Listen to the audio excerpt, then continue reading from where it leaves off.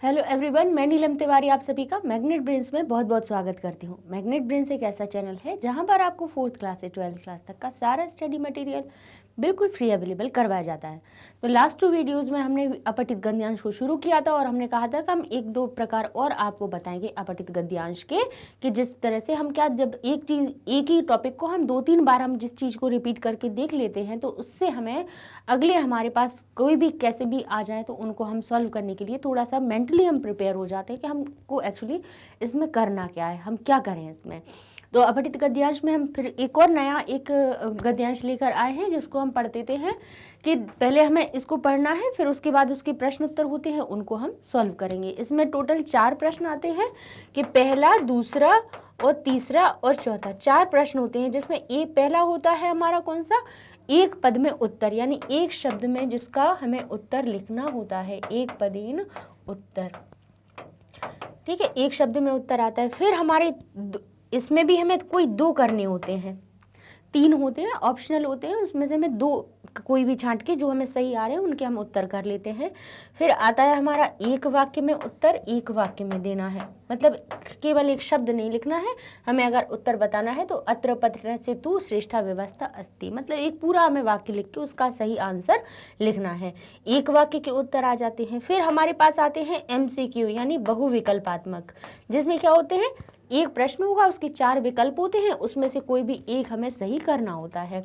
तो ये भी हमारे पास 2 आते हैं, बहुविकल्पीय क्वेश्चन आते हैं। ठीक है, ये भी आते हैं। और फिर इसके बाद हमारा आता है शीर्षक। ठीक है, बस ये हमारा पैटर्न रहता है अपठित गद्यांश का। और ये सारी चीज़ें हमारी 10 नंबर की होती हैं। सीधे सीधे हमें 10 मार्क्स मिल जाते हैं। तो इसलिए हमें ये 10 मार्क्स हमें कहीं नहीं छोड़ना है, क्योंकि कहीं बाहर से कुछ हमें याद नहीं करना है, हमें इसी में से सब मिल जाएगा। ठीक है, और ये शीर्षक हमारा, ये मार्क्स का डिवीज़न कैसे रहता है, जो एक वाक्य वाले जो 2 रहते हैं वो 2-2 नंबर के होते हैं, यानी 4 नंबर के उत्तर होते हैं। और ये 2 नंबर की है, 4 नंबर की है, फिर हमारा 6 और 2 8 और 2 10, इस प्रकार से हमारे इनमें मार्क्स का भी डिवाइड रहता है, इसमें डिवीजन बना रहता है। तो अब इसको हम सॉल्व कर लेते हैं। हमने वही बताया है कि कई बार बच्चे बहुत क्या काम करते हैं कि यहाँ से देखेंगे अस्माकम विद्यालय की दृश्य, अब अस्माकम विद्यालय देखेंगे तो यहाँ पे अस्माकम विद्यालय देख के सिर्फ एक शब्द को देख के हम सामने वाले शब्द का, भाई ठीक है वो बात अलग है, लेकिन हमें अर्थ सही पता होना चाहिए। अर्थ पता नहीं होगा तो हो सकता है कि पूरा प्रश्न पूछा हो और उसमें जो वर्ड हो वो किसी तीसरे की बात कर रहा हो और उसमें है ही नहीं, और हम उसी में से उसका सही आंसर लगा के आ जाएं तो गलत हो सकता है। ठीक है, तो पहले हम इसका अर्थ समझेंगे। क्या लिखा है, अस्माकम विद्यालयः, अस्माकम यानी हमारा, अस्माकम का अर्थ क्या होता है, हमारा, विद्यालय, हमारा विद्यालय, राजकीय विद्यालय अस्ति, राजकीय विद्यालय है यानी राज्य से संबंधित विद्यालय है। ठीक है, अत्र पठनस्य, अत्र यानी यहाँ, पठनस्य यानी पढ़ने का, तो श्रेष्ठा व्यवस्था अस्ति, पढ़ने के लिए तो कैसी है, श्रेष्ठ व्यवस्था है। अब देखिए यहाँ पे के लिए का अर्थ आ रहा है लेकिन षष्ठी विभक्ति है।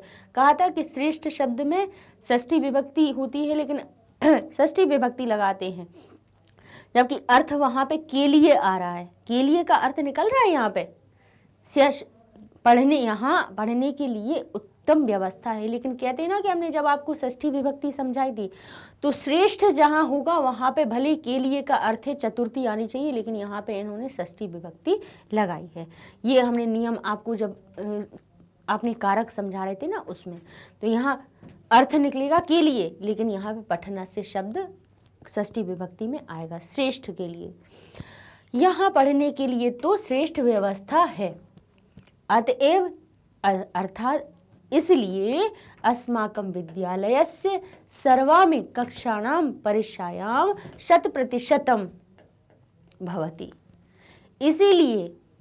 इसीलिए हमारे विद्यालय की सभी कक्षा का परीक्षायां 100% भवति, इसीलिए हमारी कक्षा की सभी, ये गलत लिखा हुआ है, सर्वाम हमारे विद्यालय के सभी कक्षाओं का जो परिणाम होता है, जो परिणाम, ये परीक्षा का परिणाम कैसा होता है, 100% रहता है। परिणाम इसमें देखिए हम यहाँ पे सही लिख दें, उसको गलत है तो वो पढ़ने में ही गलती आ रही है। परिणामायाम, ठीक है, अब सही है।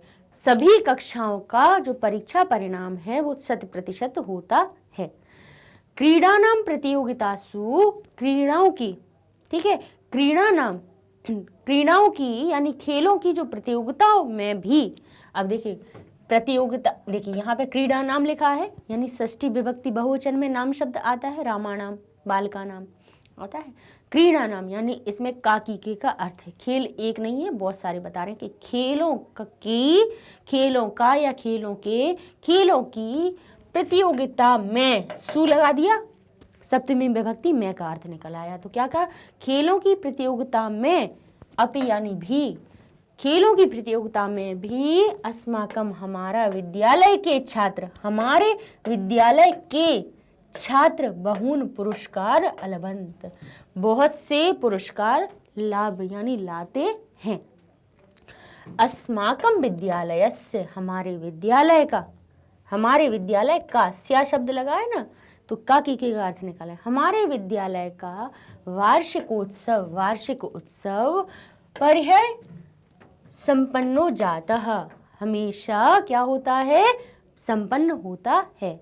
हर साल हमारा क्या होता है, वार्षिकोत्सव होता है।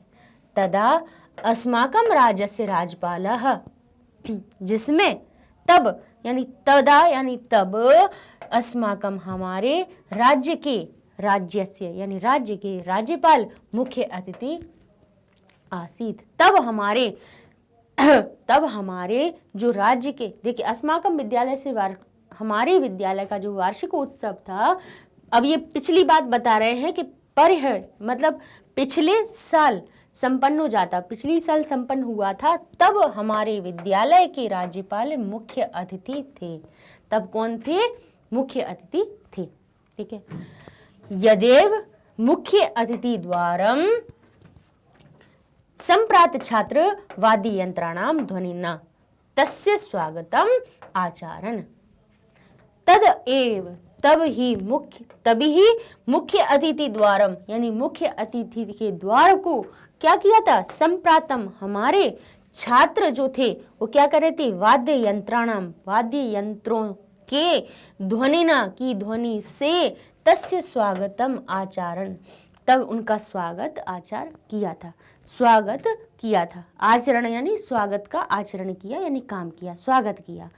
ततः सह मंचस्य सन्मुखे आसनम भूषितवान, तब वह मंच के सम्मुख, मंच के सामने जो आसन था, आसनम यानी आसन पर, भूषितवान भूषित हुए यानी बैठे, ठीक है। ये इसका हमारा पूरा क्या विद्यालय के बारे में बता दिया, ठीक है, कि विद्यालय में हमारे सबके क्या होता है, परीक्षा परिणाम कैसा 100% मिलता है, क्रीड़ाओं में भी प्रतियोगिताओं में भी वो कैसे होते हैं, पहले नंबर पर आते हैं, पुरस्कार बहुत सारे मिलते हैं।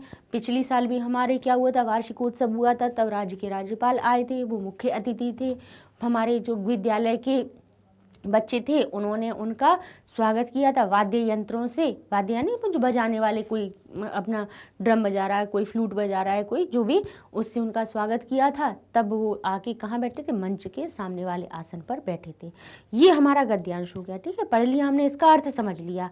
अब इससे संबंधित कोई भी प्रश्न आएगा तो हम आराम से उसको हल कर सकते हैं। जैसे पहला आया कि अस्माकम विद्यालय कीदृशः अस्ति, कीदृशः, अब ये देखिए कुछ क्वेश्चन वर्ड जो होते हैं, प्रश्नवाचक शब्द होते हैं, उनको ध्यान रखिए। कीदृशः का अर्थ होता है किस प्रकार, ठीक है, कहीं पे भी दिख जाए कीदृशः, इसका दृश्य यानी होता है दिखना, की यानी किस प्रकार का, तो किस प्रकार का दिखता है यानी किस प्रकार का है। तो अस्माकम विद्यालय कीदृशः अस्ति, हमारा विद्यालय कैसा है, तो क्या देख रहे हैं बताइए, अस्माकम विद्यालय राजकीय विद्यालय अस्ति, पहले ही लिखा हुआ है, तो कैसा है हमारा, बोले राजकीय।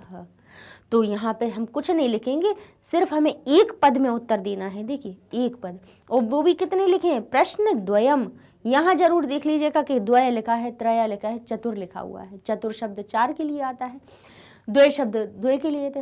केवल एकम अगर एक लिखा होता तो आप सिर्फ एक लिखते, है ना, यहाँ लिखते के प्रश्न केवलम प्रश्न एकम, एकमेव लिखा होता तो एक ही हो जाता उसका, एकम ही, एकमेव यानी एकम एव, एक ही, तो तब एक लिखते, लेकिन द्वय लिखा है यानी इसका अर्थ है तो कि दो लिखने हैं।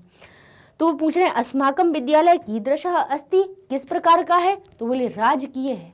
कैसा है, राजकीय है, पहले ही मिल गया ये अस्माकम विद्यालय और अस्ति, तो कैसा है, बोले राजकीय विद्यालय, तो लिख दीजिए राजकीय, राजकीय भी अकेला लिख देंगे सही होगा, विद्यालय भी शब्द इसमें जोड़ देंगे तो वो एक सही पद बन जाएगा, ठीक है, राजकीय विद्यालय। ऐसे परीक्षा परिणाम कीदृशः अस्ति, परीक्षा जो परिणाम है, परिणाम कैसा होता है, बोले 100%, कैसा होता है, 100% होता है, तो क्या हो जाएगा, देखिए लिखा है ना परीक्षा परिणाम, जो परीक्षा का जो परिणाम होता है, बोले कीदृशः अस्ति, कैसा होता है, कैसा होता है, बोले 100%, तो लिख दीजिए यहाँ से 100%, ये हो गया।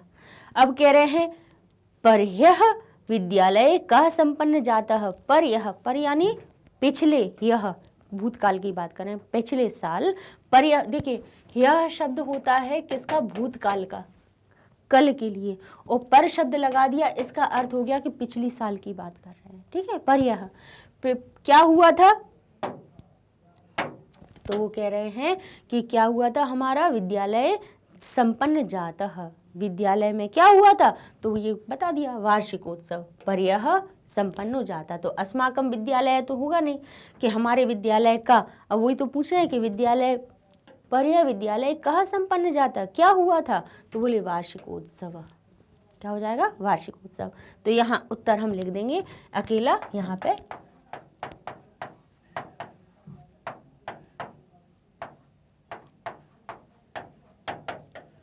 बस हो जाएगा, इसमें से ले लिया, ठीक है, वही देखिए वहाँ से भी हमें यहाँ से भी मिल जाएगा, देखिए पर्याय विद्यालय संपन्न जाता है, देखिए ना संपन्न जाता है, पर्याय ये तीन चीज़ें तो मिलेगी कहीं, तो क्या संपन्न हुआ था, वार्षिकोत्सव, हमारा विद्यालय तो संपन्न नहीं हुआ था, हमारा विद्यालय तो स्थान है, विद्यालय तो इसमें स्थान ही लिखा हुआ है, ये पूछा है कि हुआ क्या था, तो क्या हुआ था वो बता दीजिए कि हमारा क्या हुआ था, वार्षिकोत्सव हुआ था। बहुत आसान है, सब चीज़ें यहीं पे लिखी होती, कहीं बाहर कहीं नहीं जाना है एक, लेकिन हम सबसे पहले तो हम ये कहेंगे कि विभक्तियों के अनुसार इनका अर्थ जरूर समझ लीजिए, एक बार अर्थ समझ में आ गया ना तो समझ लीजिए आप पूरे 10 मार्क्स आपके कहीं नहीं गए, बिल्कुल सही होंगे। अब कह रहे हैं वार्षिकोत्सव में मुख्य अतिथि कह आसीत, कौन थे, आसीत का अर्थ होता है थे, वार्षिकोत्सव में मुख्य अतिथि कौन थे, तो क्या लिखा था उसमें, लिखा था तदा अस्माकं राज्यस्य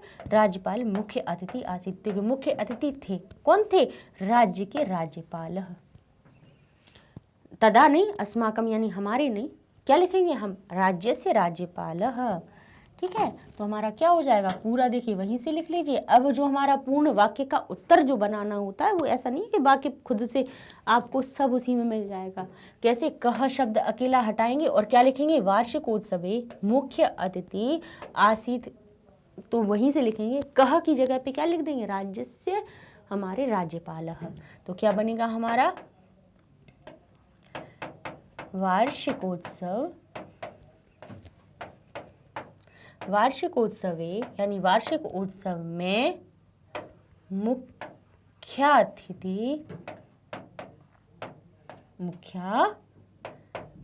है, कह की जगह कौन हो जाएगा, राज्यस्य राज्यपाल, और अस्माकं भी लिख दिया तो बहुत ही अच्छा हो जाएगा कि हमारे राज्य के राज्यपाल, कहीं और के नहीं, किसके, बोले अस्माकं, कहीं से वहीं से लिखना है ना, कोई अलग से तो कुछ लिखना नहीं, वहीं से लिख सकते हैं, अस्माकं राज्यस्य राज्यपाल,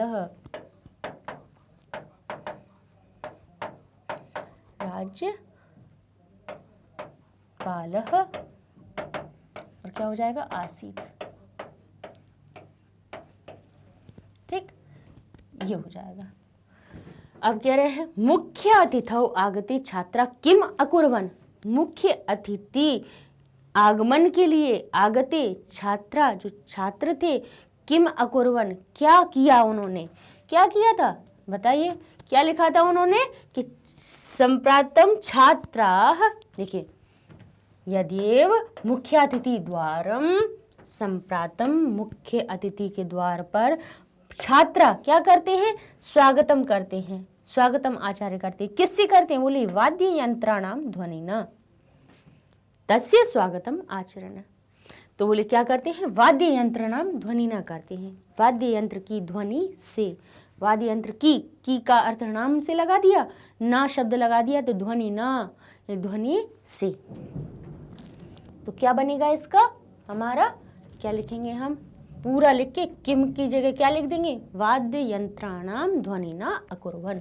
अब हम पूरा आपको इधर ही बताए दे रहे हैं कि ये पूरा लिखना है, और फिर आप क्या लिख देंगे इसकी जगह पे, वाद्य यंत्राणाम ध्वनिना,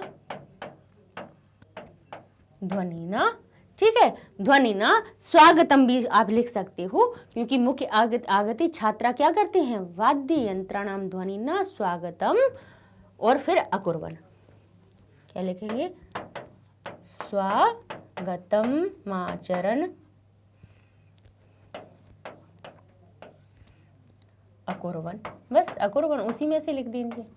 और ये देखिए, ये चीज़ आप कहोगे कि इतना बड़ा हम कहाँ से लिखें, भाई कहीं से घबराओ नहीं, यहीं पे लिखा हुआ है, ये लिखा है, ये लिखा देखिए यहीं पे, छात्र क्या करते हैं, वाद्य यंत्राणाम ध्वनिना तस्य, नहीं लिखना है आपको तस्य, तो आप इतना लिख दीजिए स्वागतम अकुर्वन, स्वागतम लिख दीजिएगा और बाद में लिख देना है अकुर्वन, ठीक है।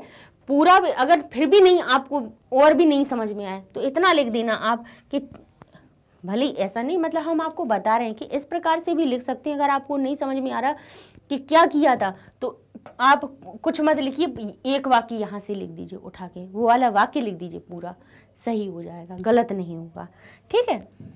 आगे देख लेते हैं, अत्र पठनस्य कीदृश व्यवस्था अस्ति, अत्र यानी यहाँ पढ़ने के लिए कैसी व्यवस्था है, कीदृश यानी किस प्रकार की व्यवस्था है, अत्र पठनस्य तु श्रेष्ठा व्यवस्था अस्ति, तो लिख दीजिए ये वाला उत्तर उठा के, तो ये हो जाएगा अत्र पठनस्य तु श्रेष्ठा व्यवस्था अस्ति, बस लीजिए ये उत्तर हो गया अपना। कोई बड़ी बात नहीं है उसका उत्तर लिखना कि हम नहीं कर सकते हैं। अब हम आ जाते हैं अपने किस पर, हमने अब ये तो अपने से हो गए पूरे, ठीक है, एक वाक्य वाले उत्तर हो गए।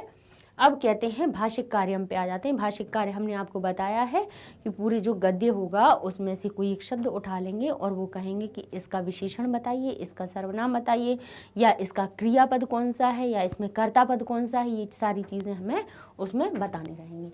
तो ये लिखा है भाषिक कार्य। भाषिक कार्य क्या होता है कि भाषा का कार्य।